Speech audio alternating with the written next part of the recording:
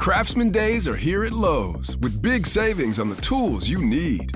Save $100 on the Craftsman V20 6-tool power tool combo kit, now at $199. No matter what the project is, Craftsman's high-quality, high-performance products empower you to build on.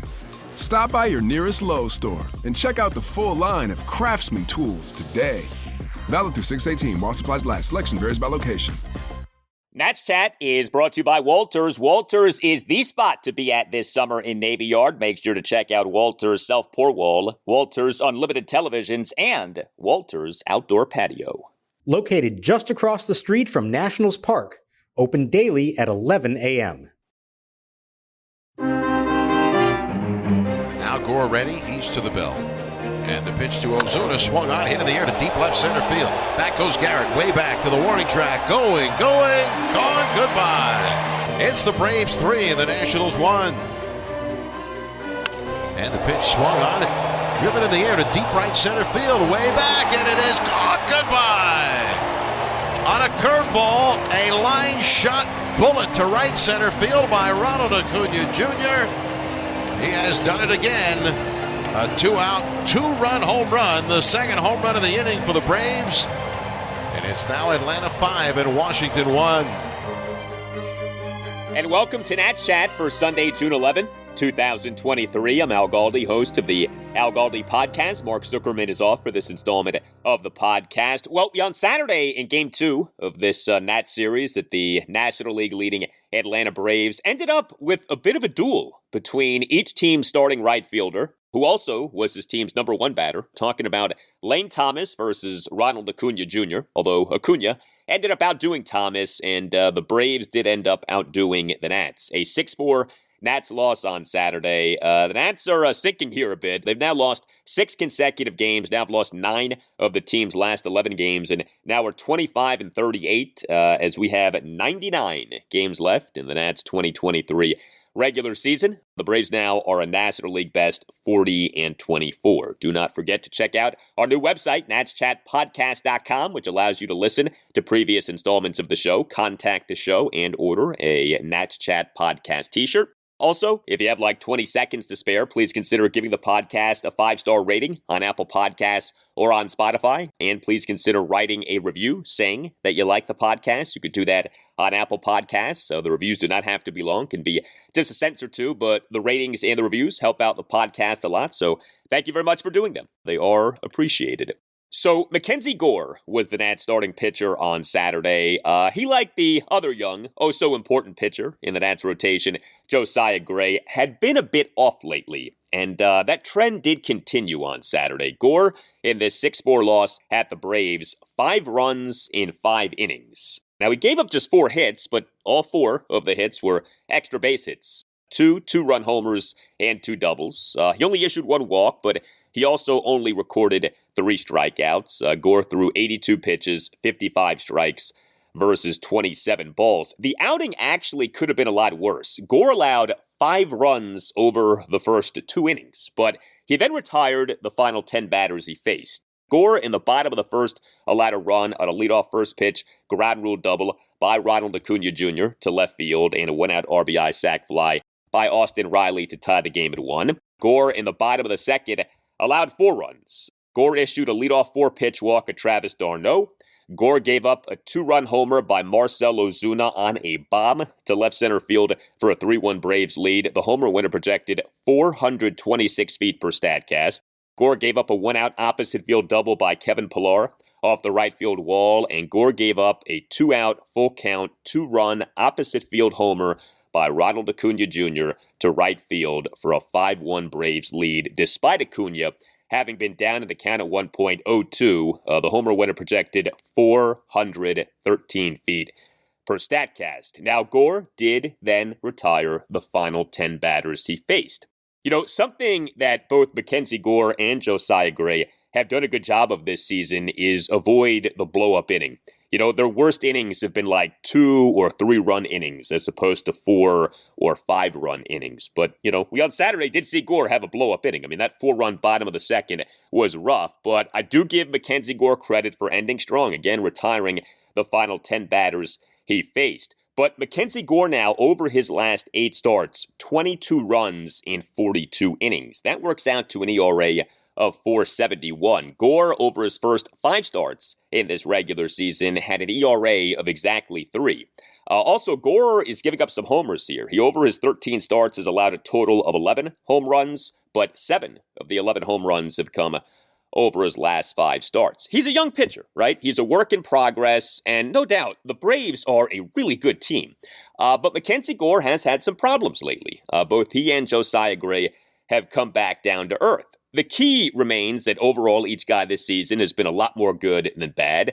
But, as we sort of monitor this and go, start to start, week to week, month to month, right now, at this moment in time, each guy is off a bit.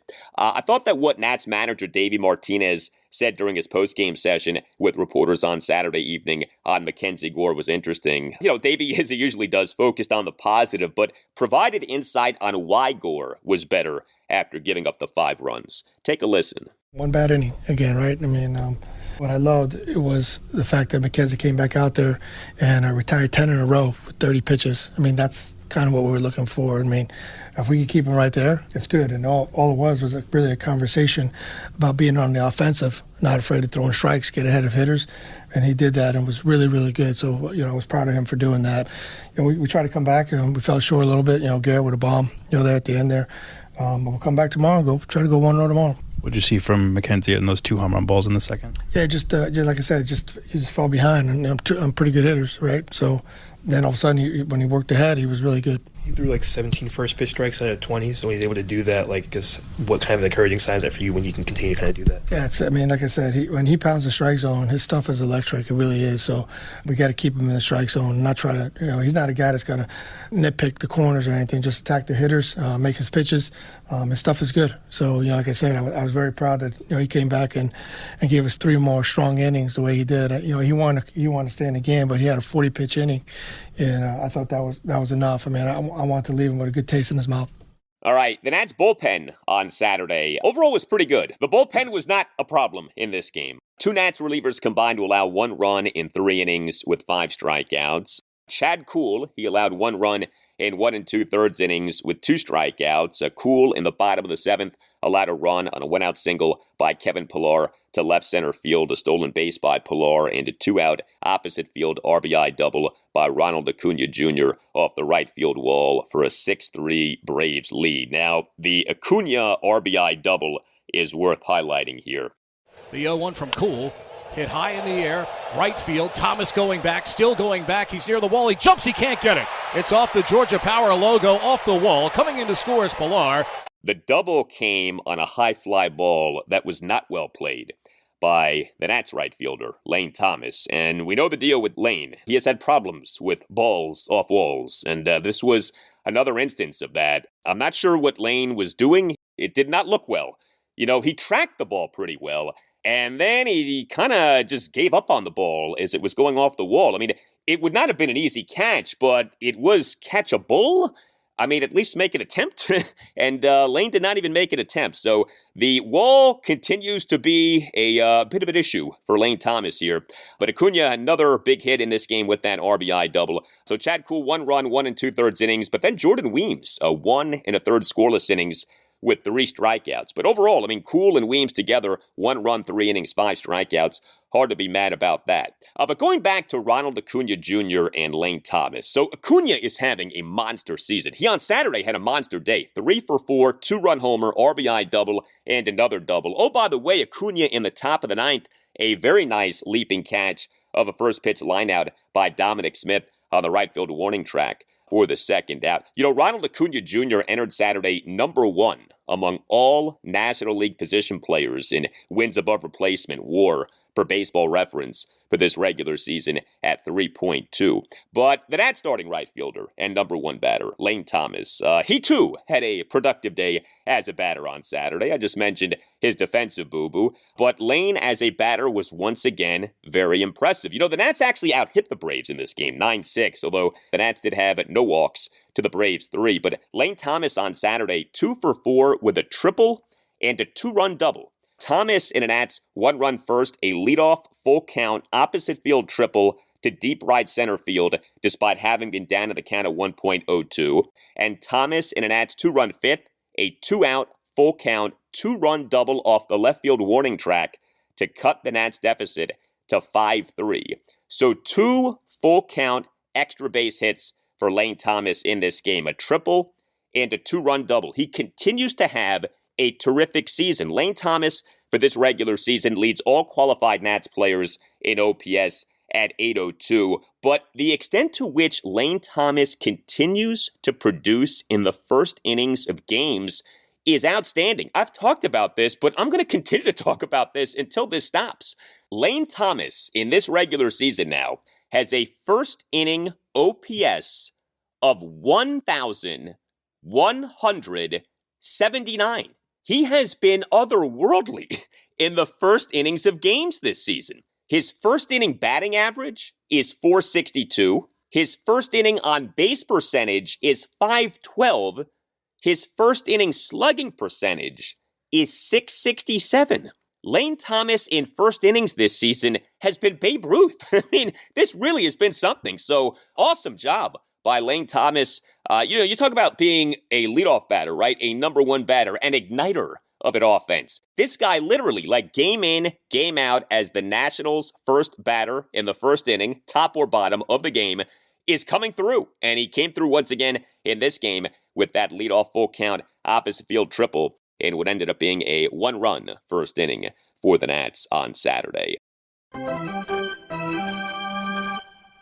Hey, are you a law firm partner stuck on an underperforming team while the rest of the competitors are spending big and winning big? Well, unlike MacKenzie Gore and Keibert Ruiz, you have options. You don't have to stay on your 60-win team. NatChat sponsor Mason Calfis and his team specialize in placing partners and associates at medium-sized and large law firms in Washington, D.C. and across the country.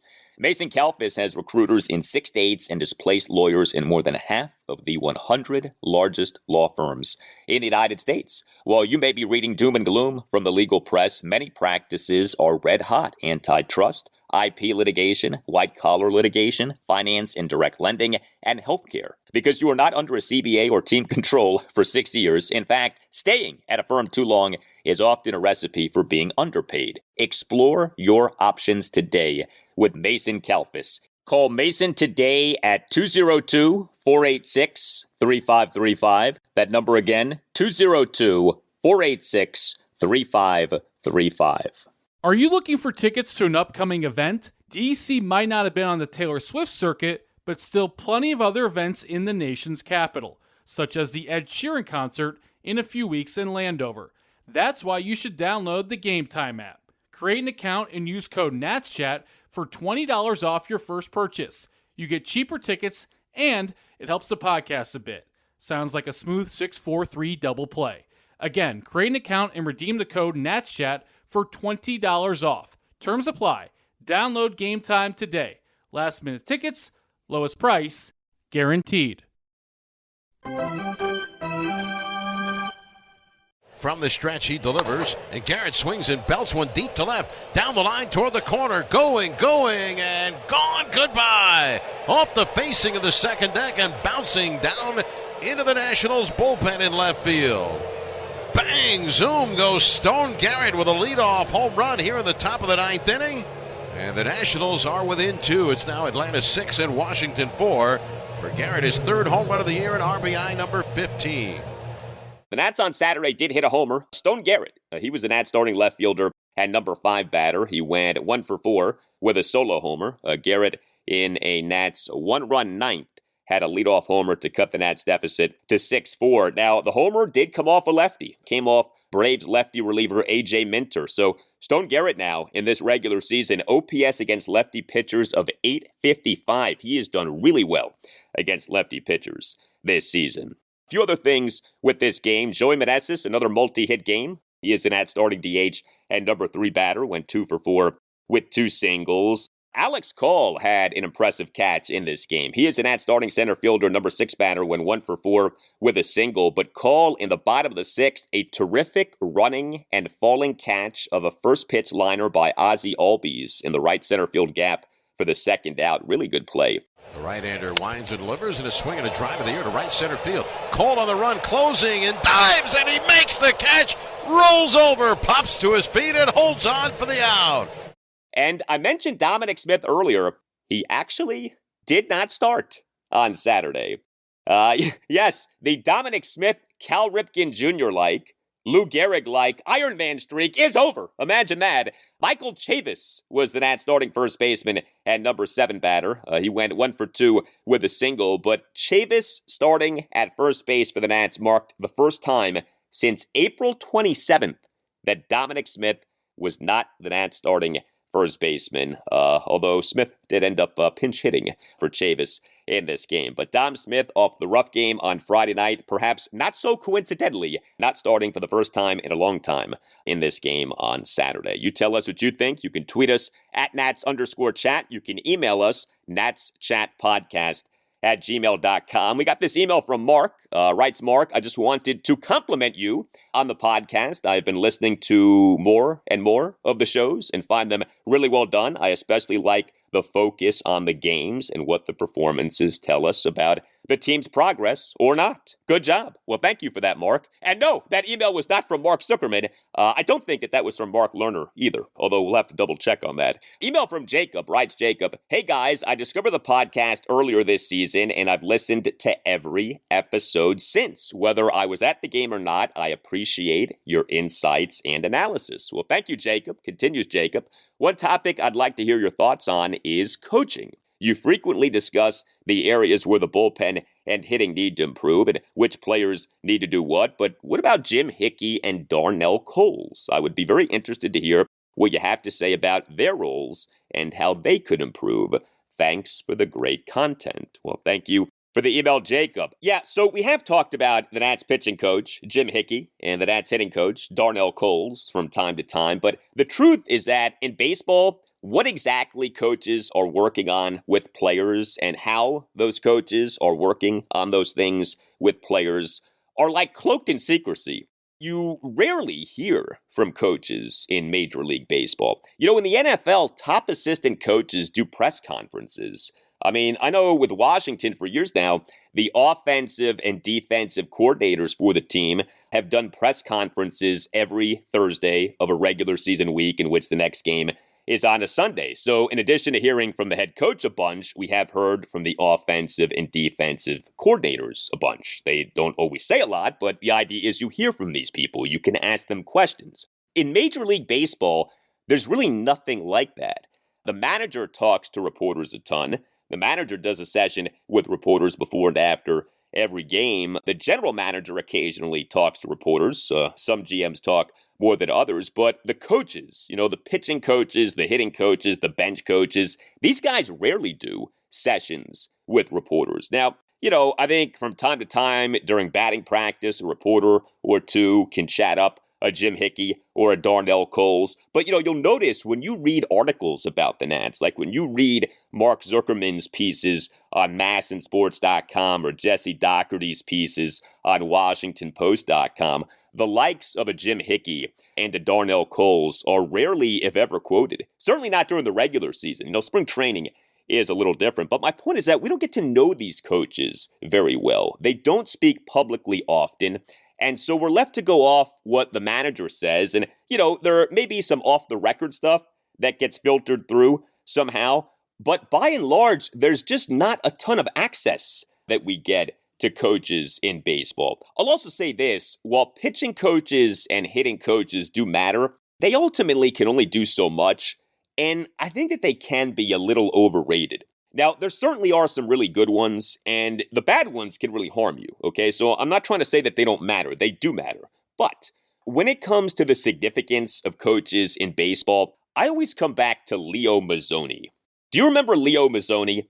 And actually, this is fitting because the Nats are playing the Braves this weekend. Leo Mazzoni, his run as pitching coach for the Braves, 1990 through 2005, yielded outstanding results, right? With the likes of Greg Maddux and Tom Glavine and John Smoltz and plenty of others, right? The Braves pitching in those years was so good. Maddox, Glavine, and Smoltz leading the way as starting pitchers, and then eventually Smoltz as a closer. And Leo Mazzoni was viewed as just this gem of a pitching coach. Well, Leo Mazzoni then joined the Orioles for the 2006 and 2007 seasons. And do you know what happened with Leo Mazzoni with the O's? The results were not very good. Because instead of having the likes of Greg Maddux and Tom Glavine and John Smoltz, Leo Mazzoni had the likes of Rodrigo Lopez and Daniel Cabrera and Chris Benson. Now, it is true that someone like, Eric Bedard was pretty good in 2006 and 2007, but for the most part, the Orioles pitching was not so good with Leo Mazzoni as pitching coach in 2006 and 2007. Now, did Leo Mazzoni take ignorant pills? No, okay? Did he all of a sudden become a terrible pitching coach? No.